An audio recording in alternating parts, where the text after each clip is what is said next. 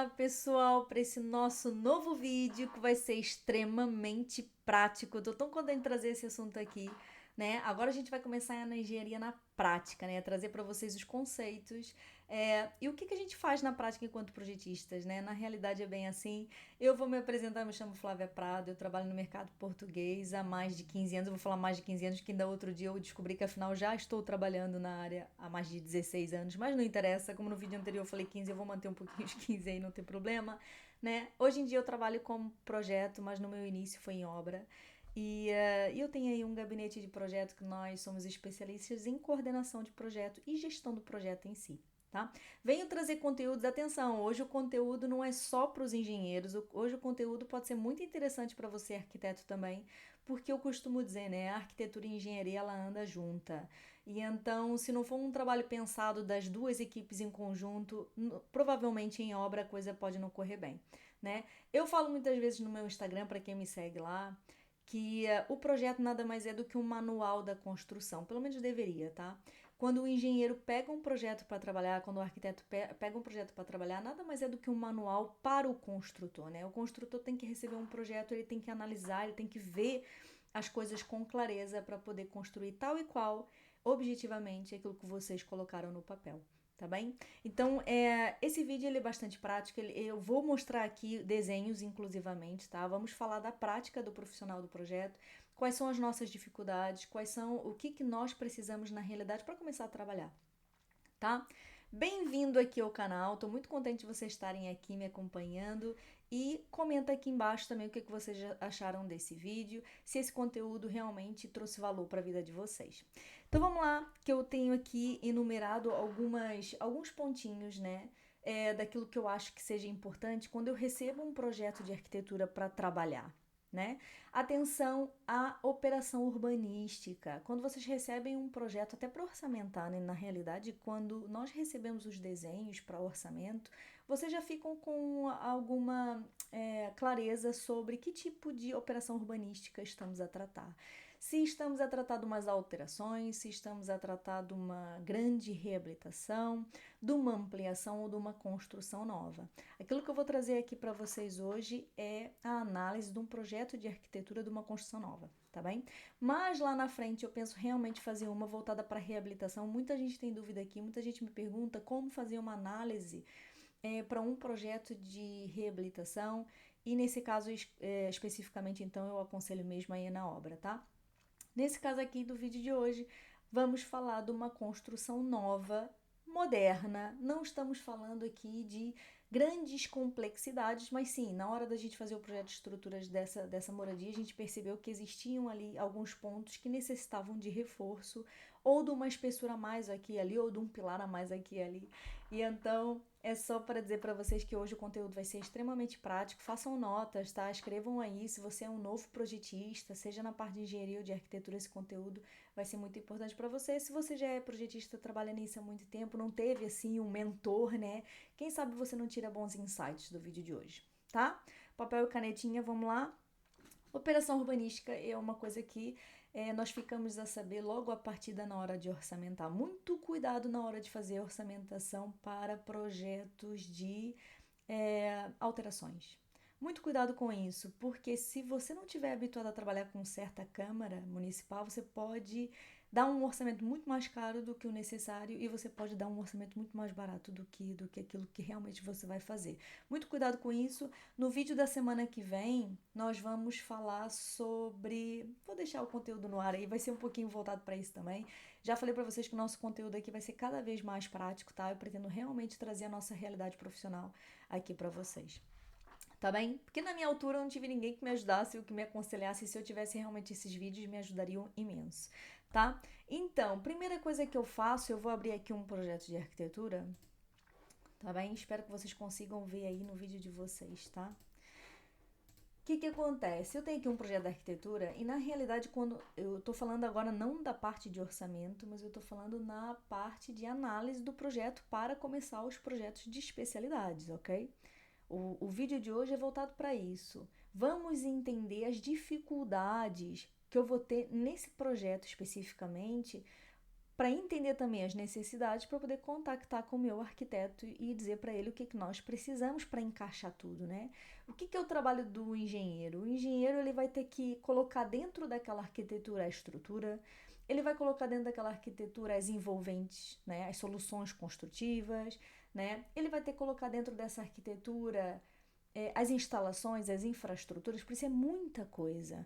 Um projeto bem feito, ele tem uma comunicação brutal entre o arquiteto e o engenheiro. Se forem equipes que já trabalham muito tempo juntas, já não é preciso tanto, né, essa comunicação, reunião aqui e ali, porque eles já estão ajustados, né? Já tem muitos projetos feitos em conjunto, por isso a coisa já fica mais ajustada. Mas numa arquitetura que eu receba de antemão de uma nova equipe, é importante a gente analisar se realmente o que está sendo proposto está o adequado para os dias de hoje, né? Como vocês sabem, a lei da térmica já mudou 1000 vezes e ela condiciona muito a espessura das envolventes, tá certo? Atenção que eu falei uma coisa aqui, que o engenheiro é que especifica a envolvente, mas na realidade, nesse momento, falando da lei da térmica, seria o próprio arquiteto a propor o tipo da envolvente, tá? Até há muito pouco tempo nós tínhamos um projeto térmico que ele que determinava as soluções que cabiam dentro da parede, né? Nesse momento não é o caso, nesse momento o próprio arquiteto ele tem que fazer até os requisitos mínimos, né? Os requisitos mínimos térmicos para as envolventes. Por isso, supostamente, quando o engenheiro já recebe o projeto, ele já não tem só um corte de fachada, mas ele tem todo um estudo das envolventes daquela construção, pelo menos deveria de ser assim. Se você tem dificuldade nessa questão dos requisitos mínimos, se você tem dificuldade em relação à lei da térmica, eu vou deixar aqui embaixo um vídeo, que foi o nosso primeiro vídeo, que fala sobre isso, tá? Para vocês poderem rever e compreender o que é agora a responsabilidade do arquiteto num projeto de arquitetura, ok? Então vamos lá. Primeira coisa que eu faço é realmente ver a espessura das paredes, para eu perceber o que eu consigo encaixar aqui afinal, né? Será que eu consigo colocar o meu projeto de estabilidade adequado com essa espessura? Porque na realidade, mesmo o projetista de estrutura, ele tem que perceber que a estrutura hoje em dia ela é isolada. Né? A estrutura hoje em dia também tem que ter um isolamento térmico. Então, não é que eu, enquanto projetista de estabilidade, vou pensar assim: ah, eu tenho 32 centímetros só para mim. Eu posso colocar ali uma estrutura de 30. Não pode, tá? Ok? Primeiro ponto, por favor, se você é um futuro projetista de estabilidade, se você já faz estabilidade, é muito importante você ter a noção de que você já não tem o espaço livre da envolvente só para você.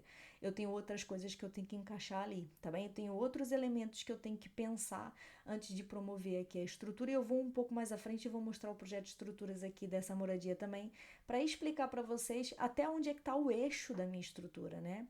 Será que vale a pena vocês irem a esse pormenor? Cara, nós vamos. Se é para coordenar as especialidades, é para coordenar as especialidades, elas têm que ir coordenadas.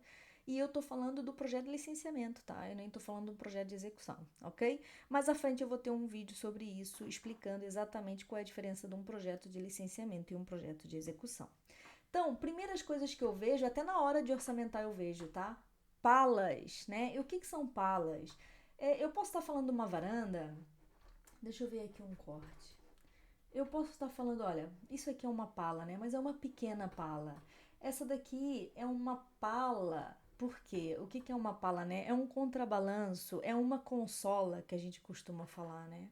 Que é quando eu tenho uma laje simplesmente pendurada, certo? Quais são as minhas necessidades, né? Qual é a minha distância aqui? Eu tô falando aqui de uma pala que ela tem 90 centímetros, 1 metro. Não é nada de especial do ponto de vista de estruturas, né? Eu tenho aqui uma outra que já está em formato de varanda, que é 1,10 m mais ou menos. Ou seja, não são palas super complexas, tá bem? Então tá tudo certo. Até aí, vamos lá ver se eu consigo fazer uma estrutura com a espessura que é me aqui dada pelo arquiteto, tá certo?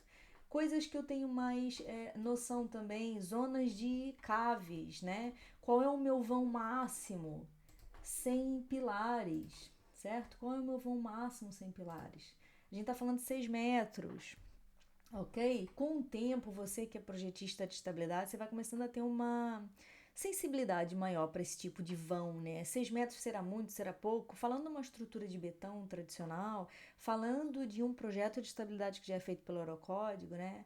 Falando que vocês têm vários tipos de betão que vocês podem fazer um projeto, tá? Não fiquem agarrados ainda a um betão um pouquinho mais fraco, digamos assim, do ponto de vista de resistência. Vocês podem aí fazer umas alterações no vosso projeto e conseguir efetivamente que em 6 metros, se eu colocar um pilar aqui, né, que em 6 metros eu realmente consigo vencer aí o vão, tá? E depois agora o vosso estudo vai vos dizer mais lá na frente a necessidade ou não. Eu, pela minha percepção, pela minha experiência, eu vou dizer para vocês que garantidamente aqui nessa envolvente eu vou precisar de algum prumo vertical, né? Algum pilar, alguma coisa que me sustente aqui esse vão tão grande, sem contar com essa escada que vai me promover uma abertura na laje. Então é como se eu estivesse pensando, olhando para o teto dessa cave, é como se essa abertura me fizesse uma mini consola dentro da construção, tá certo? Então, assim, são as complexidades desse projeto. Mas o que vocês têm que ver? Vocês têm que ver no projeto, antes de orçamentar e até na análise dele para começar a trabalhar, vocês têm que ver palas. Quais são as palas que vocês têm? Qual é a dificuldade que aquilo vai trazer para vocês em projeto? É exequível em betão? É exequível conforme o cliente pretende? Conforme o arquiteto fez o desenho? Né? Qual é a execuibilidade daquilo, tá? E depois, desníveis, né? Imagina que eu tenho uma construção. Olha, eu aqui, por acaso, essa construção é fantástica, né? Porque eu tenho tudo nivelado, não é verdade? Mas às vezes você pode receber um projeto de arquitetura que ele tem um terreno complicado, né? Em que você tem um desnível muito grande. As necessidades de projeto são outras, ok? Atenção que podem ter câmaras municipais que peçam, para além do projeto de estruturas, também peçam o projeto de escavações e contenção periférica, tá? Chamando aqui a atenção. Ou seja, vocês têm que analisar a arquitetura em vários pontos, né? Aonde é que ela se insere? Quais são as dificuldades que eu vou ter pela localização daquela construção, né? Qual é a Câmara Municipal? Tem câmaras municipais que pedem mais elementos, mais projetos do que outras, né? Apesar de que agora a lei da térmica também veio uniformizar muita coisa, né? Mas é só para dizer para vocês que é muita coisa para se entender. Não é só receber um projeto de arquitetura, eu vou fazer a estrutura, beleza, eu tenho 32, olha, eu vou fazer uma estrutura de 25 e encaixa aqui. Não é assim, tá? Pelo menos a gente pensa lá no escritório, a gente tem um pensar muito amplo da construção. É realmente pensar como é que essa casa vai ser construída, o que eu posso facilitar a vida do empreiteiro, né? Pensando que esse projeto é um manual para o empreiteiro, certo? Vou pensar enquanto construtor pensa. O que vai ficar mais fácil dele executar? O que vai ficar mais barato se eu puder uniformizar soluções? Por exemplo, tá bem? Então, palas de níveis elevados, tenha atenção a isso, que significa que uma parte daquela construção vai ser toda feita em betão, porque ela vai ter que ter uma contenção muito grande, ok? Localização do imóvel também é importante, tá? Então, agora o que eu quero falar para vocês? Vamos lá pensar aqui na espessura da parede que eu tenho. O que eu tenho pedido para os arquitetos que trabalham conosco? Eu peço sempre para pelo menos envolventes com 35 centímetros, ok? Eu trouxe aqui um caso específico para vocês com 32, para vocês perceberem também. Aqui eu não tive dificuldade de encaixar as soluções, seja qual for para 32. Mas pode ser complicado se o projeto térmico, nesse caso o projeto térmico deixou de existir, se o perito no final disser que com essa parede de 32 no final não é possível ter a letra A, né? No pré-certificado isso pode acontecer, tá? Então é só para dizer que eu tenho aqui 32, por quê? Porque especificamente para esse projeto a casa é pequenina, tá? E a arquiteta, na altura, me pediu claramente para, tudo aquilo que a gente puder fazer para ganhar algum espacinho lá dentro, que seja. Então, são 3 centímetros? São 3 centímetros. A gente tá indo, assim, ao exato da questão, que o nosso trabalho, gente, é exatas, né? Pelo amor de Deus. Então, assim, vamos lá pensar primeiro na espessura da envolvente da parede, né? Como é que eu pensaria aqui a estrutura? Antes de mais, antes da gente começar a estrutura lá no escritório, seja quem faça parte do pré-certificado, seja quem seja o perito, né? Gente, que frase horrível, mas é isso, né? Seja quem for o perito que faça aqui o estudo. que acontece? É importante o colega da estabilidade ter a consciência de como é que vai ser isolada a estrutura. A estrutura vai ser isolada por dentro? Ela vai ser isolada por fora? Por quê? Mas por que, Flávia, você está perguntando isso? Para eu saber onde é que vai ficar o meu eixo da estrutura. Afinal, o meu eixo vai estar centrado? Não vai. Minha estrutura vai estar ligeiramente mais à frente da fachada, mais para dentro da fachada, aonde é que ela vai ter que estar? Porque, gente, o construtor, ele pega o projeto de estruturas e ele vê as marcações, ele vai fazer a marcação tal e qual como o colega da estabilidade fez. E no final pode dar uma bronca muito grande. Eu vou explicar por quê. Eu agora vou abrir o projeto de estabilidade. Meu projeto de estabilidade está com 25 centímetros, ok? Que significa que para 32 eu tenho ali 7 centímetros para poder trabalhar revestimentos e isolamentos, certo? O que acontece? Eu tenho a minha estrutura, nós colocamos a estrutura mesmo para dentro, olha. Tá vendo? Eu tenho aqui um espaçozinho, né? Eu tenho aqui 1,5 cm, 2 centímetros aqui de algum revestimento, provavelmente estuque, né? Foi isso que a gente propôs, tá? Por quê? Porque eu tô a pensar que eu tenho isolamento cá fora, olha. Tá bem? Quando a gente fala em coordenação de especialidades, é isso. É isso que eu estou apresentando para vocês. É quando nós fazemos um projeto de estabilidade que está pensando juntamente com o colega do pré-certificado qual é a solução construtiva. É um projeto de estabilidade que está sendo pensado de acordo com as soluções que o arquiteto me deu. E o que o arquiteto quer para essa construção? Ele quer que o isolamento da estrutura seja feito para o exterior. Portanto, a estrutura está sendo colocada na minha arquitetura para dentro, tá bem? Ela não está alinhada, ela não está a meio da minha parede. Estou me fazendo entender? Minha parede está aqui, né? 32 centímetros, certo? E o que acontece? Eu tenho aqui fora, olha, 5 centímetros. Exatamente, tá? Tá desfasado da parte de dentro. Eu deixei aqui 2 centímetros, 1,5 centímetro para dentro, tá certo? Para se fazer aqui o revestimento, tá? Podem ser detalhes? Pode ser detalhes. Mas que eu acho que é importante? É. Porque não me faz sentido receber um projeto de estabilidade, por exemplo, em que eu tenha a estrutura centrada na envolvente. Se ela não vai estar centrada no final. Aí, o que acontece? Há uma necessidade maior de capoto, por exemplo, né? Há uma necessidade maior de ETICS. Eu aqui, por acaso, o isolamento está feito a 5 centímetros. Mas eu vou chamar aqui a atenção de vocês para um exemplo que me aconteceu na obra. O que aconteceu numa obra uma vez? As janelas, elas eram tão altas que a espessura da caixa de estora, ela ultrapassou a espessura final da minha parede. Em obra é isso, tá? Tô falando aqui. O que acontece? Nós recebemos um projeto, eu era fiscal dessa obra, nós recebemos um projeto que não estava de todo coordenado de forma alguma, gente, seja na estrutura, seja na parte térmica, já ainda existia o projeto térmico na altura, não estava nada coordenado, né? E eu tinha alturas de janelas de 2,40 m, 2,50 m, janelas altas. O que acontece? Nós tínhamos uma parede final de 30 centímetros, né, com um capoto, né, com ETICS a toda volta. E nós tínhamos ETICS de 6 centímetros, né, isolamento por fora de 6 centímetros. O que acontece? Por causa da altura da janela, a caixa dos stores, ela foi uma caixa bem mais espessa. Então eu vou dizer para vocês, sabe o que aconteceu? A minha caixa de store, ela ficou no limite do limpo da minha alvenaria, né? Ou seja, no final de ter todo o ETICS feito, né? Toda a parte de isolamento exterior, eu não consegui tapar a minha caixa de store porque ela era mais espessa do que o tradicional, se eu tivesse uma janela standard.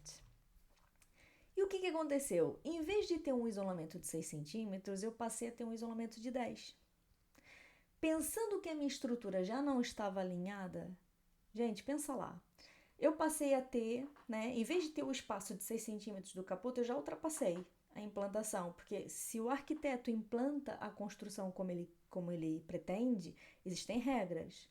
Vocês no final, né, o arquiteto quando ele faz a implantação da casa, ele não faz porque ele apetece aquela implantação. Muitas vezes ele tem que cumprir aquelas regrinhas dos 3 metros à frente, dos 5 ou 6 metros atrás. Cada Câmara Municipal pode ter a sua regra, né?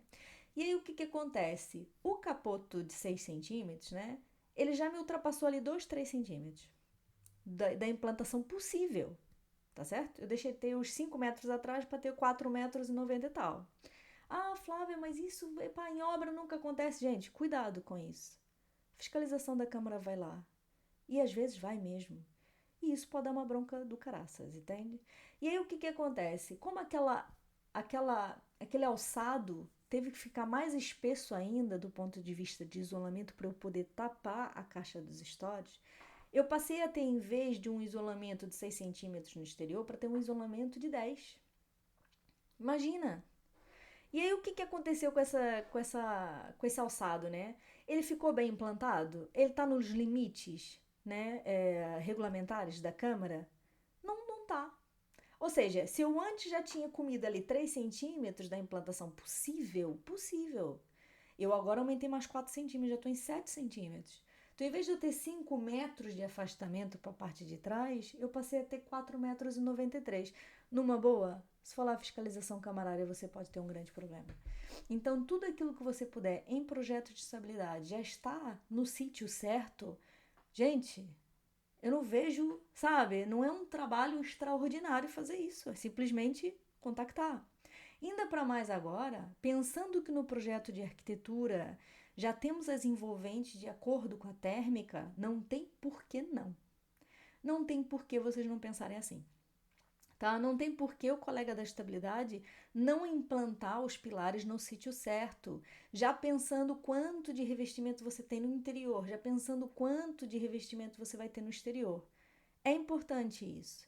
E outra, empreiteiros, né? Se tiver algum empreiteiro aqui, consciência de que vocês têm que respeitar o projeto, tal e qual como o arquiteto vai apresentar para vocês respeitarem exatamente o que foi proposto, aonde fica o isolamento, né? Eu já tive um caso também de uma construção em que nós fomos o projetista, em que eu não sei porquê, num certo alçado, o construtor entendeu que não ia isolar a estrutura por fora, mas ia isolar por dentro.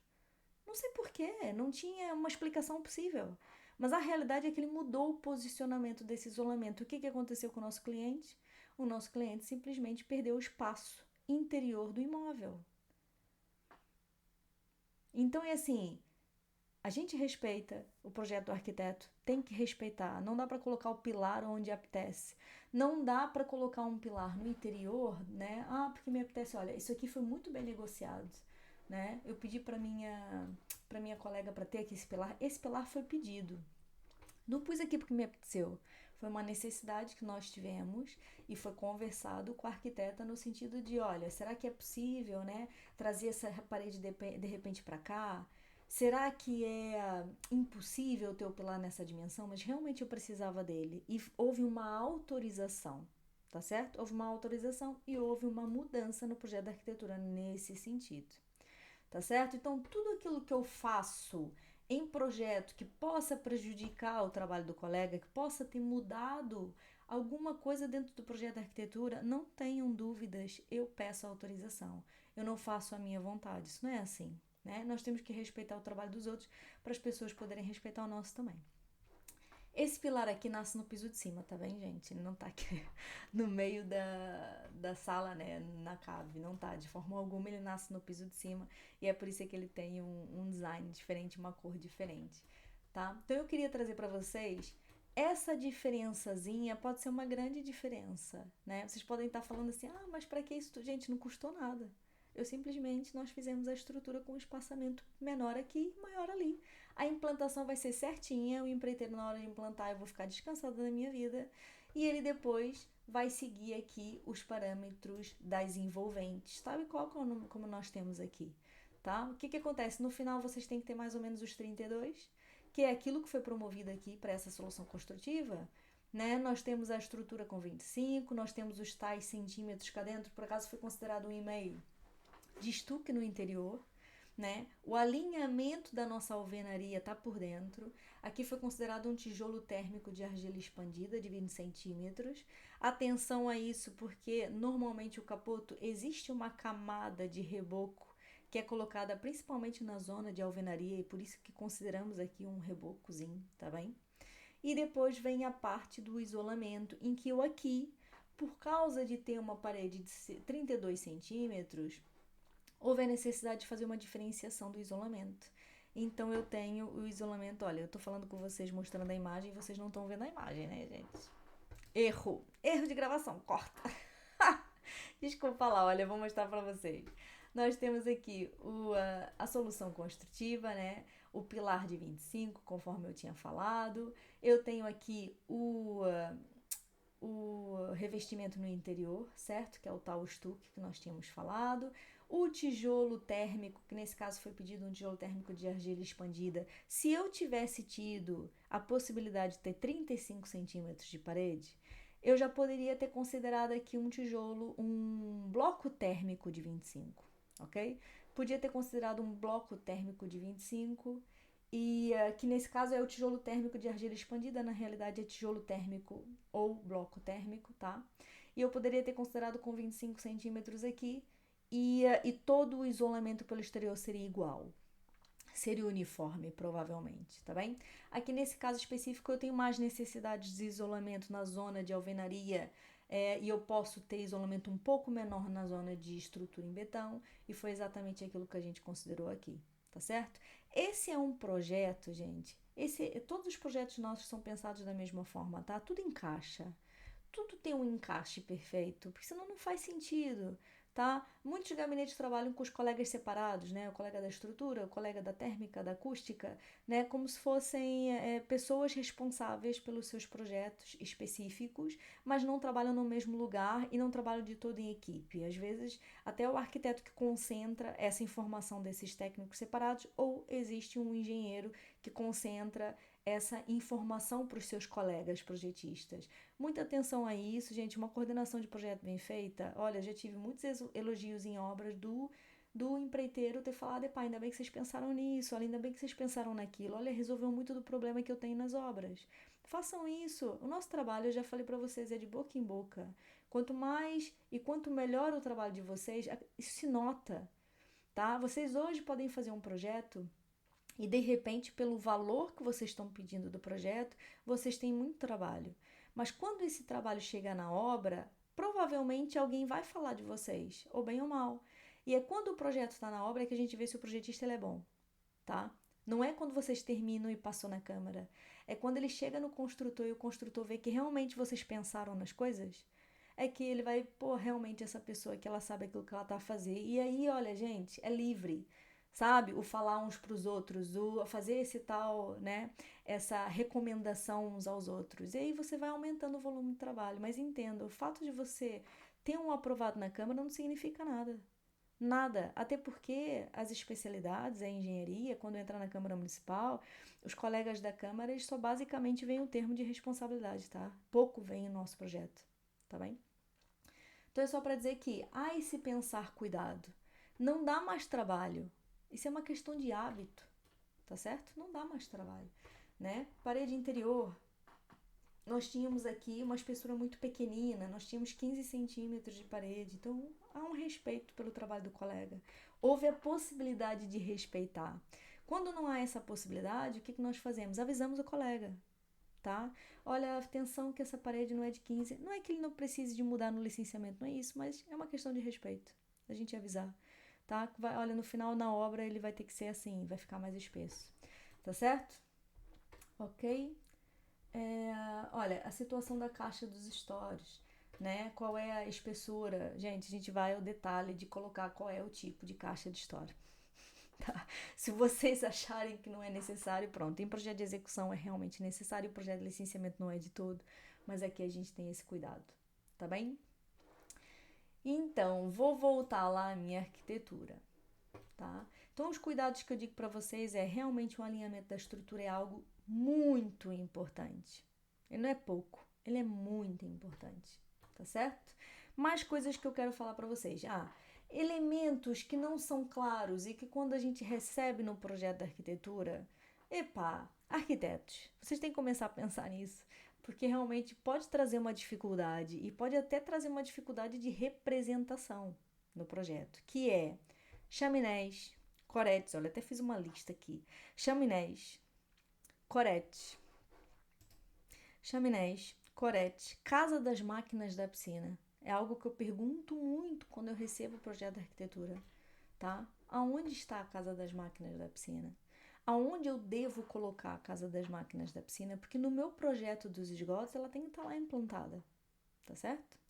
Então, coretes, chaminés, às vezes a gente tem dificuldade, não encontra para onde é que vai a chaminé, não encontra a saída para o piso de cima, né? Aqui, olha, temos aqui um espacinho da chaminé.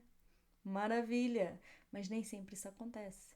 Colega arquiteto, se você estiver começando a fazer o trabalho agora, projeto de arquitetura agora, pode ser importante você pensar nisso, porque isso traz muitas dificuldades ao colega do engenheiro mecânico, tá certo?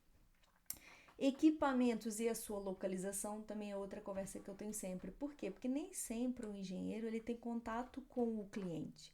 Ele nem sempre sabe o que vai ser.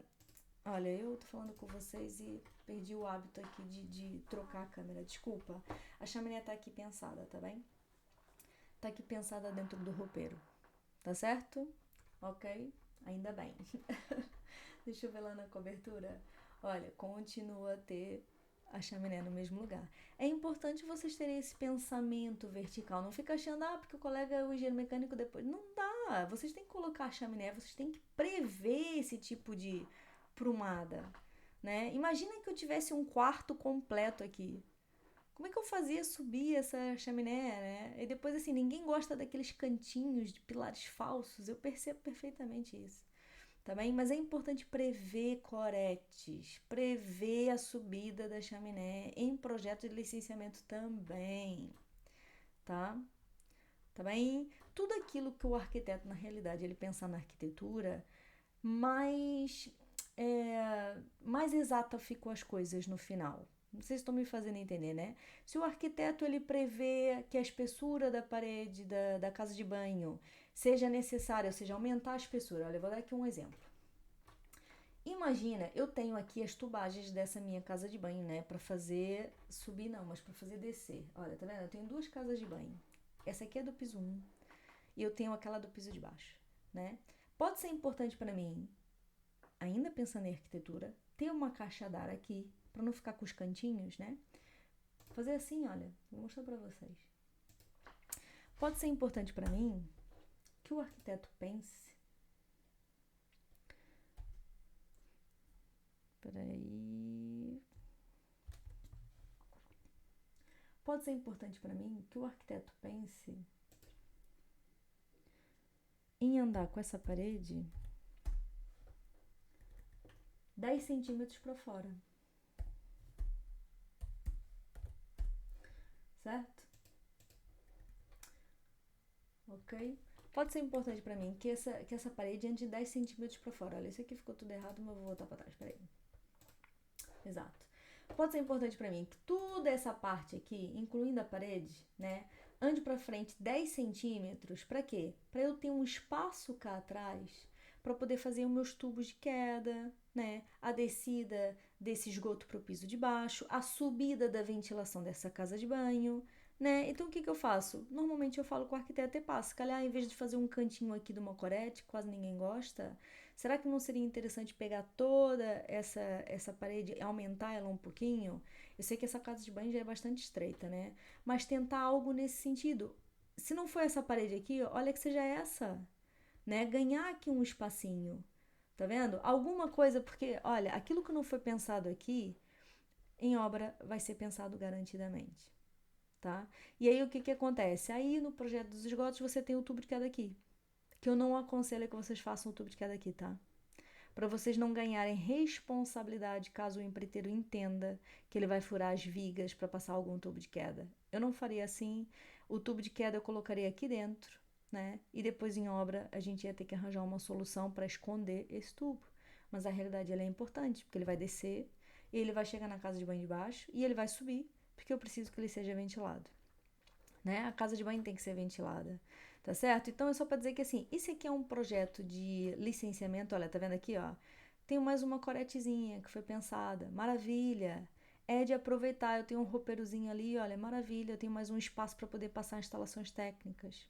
Se você é novo em arquitetura, quanto mais espaços técnicos você promover para o engenheiro, mais em conformidade vai ser feita essa obra, porque você não vai ter muitas invenções, né?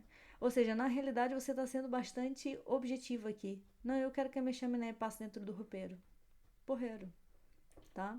É importante nós todos o engenheiro, o arquiteto ter consciência disso. Não dá para fazer uma casa sem espaços técnicos para se passar a tubagem. Não dá.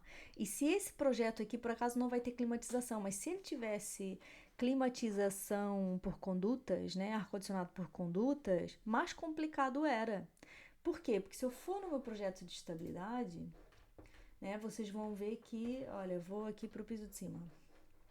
Vocês vão ver que eu tenho vigas, né, no interior. E eu devo ter uma altura máxima para o teto falso. Vamos lá no teto falso. Deixa eu ir lá na minha arquitetura de novo. Eu vou falar tanto hoje nesse vídeo e ainda vai faltar muita coisa, porque é muita coisa para se falar aqui. Tá vendo aqui? Eu tenho um teto falsozinho, né? E esse meu teto falso livre, ele é de 30 centímetros. O que significa que a minha estabilidade, eu tenho a laje com 20 e a minha estabilidade tem 40. O que significa que 20 centímetros, certo? Eu tenho minha viga com 40 e eu tenho minha laje de 20. O que significa que 20 centímetros dessa viga está dentro da caixa d'ar do teto falso. O que acontece? Como na arquitetura nós só temos 30 centímetros, eu só tenho mais 10 centímetros para passar seja o que for, ok? Eu só tenho mais 10 centímetros para passar seja tubos d'água, seja de esgotos, caso fosse necessário. De esgoto já é mais complicadinho, 10 centímetros já é pouco, né? Agora, tubos da água quente, água fria ainda dá, porque a gente estaria falando aí de uns tubos de 25, 32, máximo. Não acredito que uma construção dessa a gente precisasse de tubos maiores, né? Mas imagina que essa cliente depois necessitasse de fazer uma climatização ar-condicionado por conduta. Claramente não dava. Ia ter que haver uma revisão, não da estrutura aqui, porque não acredito que a gente conseguisse fazer essa casa toda sem as vigas lá dentro. Depende, tinha que fazer um novo estudo. Mas, pelo menos o teto falso da casa ia ter que abaixar, tá bem? Mas isso num projeto de execução, vocês teriam mais consciência da falta de alturas, né? Da falta de espaço para passar essas condutas, tá certo? Então é só para falar para vocês, olha, eu tenho a minha estrutura toda uniformizada. Muito cuidado com isso também, isso é outra coisa que eu queria falar para vocês. Eu tenho a minha estrutura toda uniformizada. O colega aqui, o carpinteiro, quando for fazer a cofragem disso, ele não tem vigas de 50, de 60, de 65, de 45. Eu tento uniformizar ao máximo possível. Tudo aquilo que eu uniformizar, mais barato fica. Tudo aquilo que eu uniformizar, mais fácil fica. Mais fácil fica de ser executado tal como eu pretendo, tá? Ah, Flávia, mas eu tenho uma necessidade porque eu tenho uma viga especial e tal. Epa, a viga especial tem que ser de 70, amigo, vai ter que ser de 70, né? Tá bem? Então, só para dizer que assim, eu tenho um pensamento de uniformizar as soluções. E eu posso falar para vocês que nesse momento eu tento, lá no escritório, não ter vigas no interior, por exemplo, porque eu já percebi que nesse momento os empreiteiros preferem ter menos gasto em mão de obra, nem que se gaste um pouco mais em armadura. Então eu tento de fato não ter esses vigamentos cá dentro, porque isso a nível de cofragem ainda dá um pouquinho de trabalho. E ficar tudo liso é diferente, né? Eles começam a armar aquilo tudo a eito, é diferente, tá certo? Tá?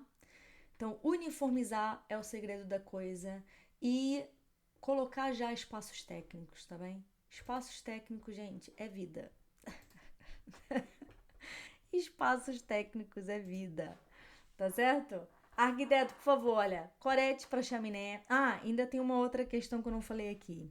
Falamos dos tubos dos esgotos, né? E das necessidades de ter um espaço técnico para isso. Falamos das chaminés e de haver um espaço técnico para isso. Caso você tenha um cliente que queira um sistema VMC, ou seja, ventilação mecânica, é importante prever espaços técnicos para isso, né? Nesse momento nós temos as casas de banho, que apesar de ter janelas, cuidado com esse conceito, até há muito pouco tempo atrás nós tínhamos casas de banho com janelas, em que, do ponto de vista regulamentar da térmica, o fato de haver janelas nas casas de banho já promovia alguma ventilação natural, não é o caso agora. Não é o caso agora não, né? Já não é um caso já há alguns aninhos atrás, tá? As janelas, por mais que elas existam nas casas de banho, elas não entram para componente da ventilação natural, o que nos obriga a ter uma ventilação natural, mecanizada, tá certo? Daquelas pontuais, né, que você acende a luz e ela passa a funcionar. Tá? Então, é preciso prever um espacinho técnico, um pensar sobre isso na arquitetura. Quando eu tenho colegas que me apresentam o projeto de licenciamento que não houve esse tipo de pensamento, sinceramente, tubos de queda dos esgotos domésticos eu ponho no interior e tubos de quedas pluviais eu ponho no exterior. Não ganho o hábito de colocar esses tubos dentro do alçado, tá bem? Dentro da envolvente parede, tá? Não ganhe o hábito de colocar esses tubos, isso é um conselho meu, já que o trabalho passou a ser um desenho representativo, né? Olha vocês colocarem aqui o tubo de queda. Eu não punha, tá bem? Coloca aqui dentro. Ah, mas eu não tenho corete. Ouve, se por acaso em obra não for pensado um espaço para dentro, né, em que não preveja furar vigas, não vai ser eu, engenheira de projeto ainda por cima, que vou colocar o meu tubo na viga. Tá certo? É uma coisa que tem que ser pensada no projeto. Quanto mais for pensado no projeto, mais exato fica na prática, tá certo? Equipamento casa das máquinas da piscina, mesma coisa. Isso pode ser algo que não está escrito no projeto do licenciamento, mas realmente são questões que ou eu pergunto para o cliente, caso eu tenha acesso ao cliente direto, ou eu pergunto para o arquiteto, tá bem? Tô pensando aqui se falta mais alguma coisa, espessuras, pavimentos. Olha, pavimentos é outra questão que eu vou colocar aqui, que eu percebo, isso é algo que gente, eu tenho muita dificuldade de perceber, as cércias máximas, as alturas máximas, é uma brigalhada para se conseguir a altura máxima e tudo mais. Eu espero, sinceramente, que o regulamento da arquitetura, com o tempo, ele vá sofrendo algumas adaptações e mudanças. Por quê? Porque para as necessidades atuais de um proprietário, não é suficiente as alturas máximas regulamentares camarárias. Eu vou explicar um pouco mais. Se eu tiver um cliente em que ele pretenda ter uma arquitetura mais moderna, em que eu tenho algumas necessidades estruturais, eu tenho uma laje de betão pelo menos com 20 centímetros.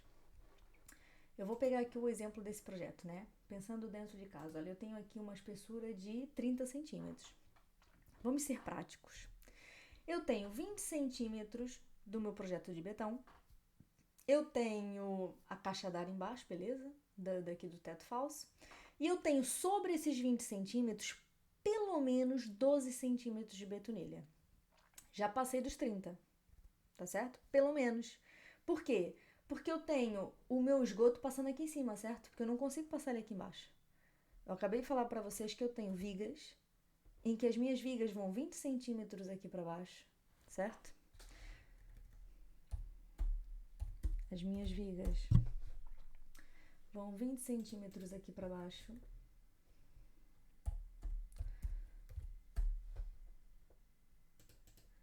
E só me sobra 10 centímetros. Então, o que acontece? No final, o meu cliente não vai ter 2,70 metros. Se eu entender que, afinal, não preciso da betonilha para passar os esgotos, mas eu quero passar os esgotos cá por baixo, certo? Então, eu vou precisar de pelo menos 15 centímetros de teto falso. Já comi aqui 5 centímetros dos 2,70. Mas imagina que, durante a obra, o cliente diga assim, não, mas eu quero ar-condicionado por condutas.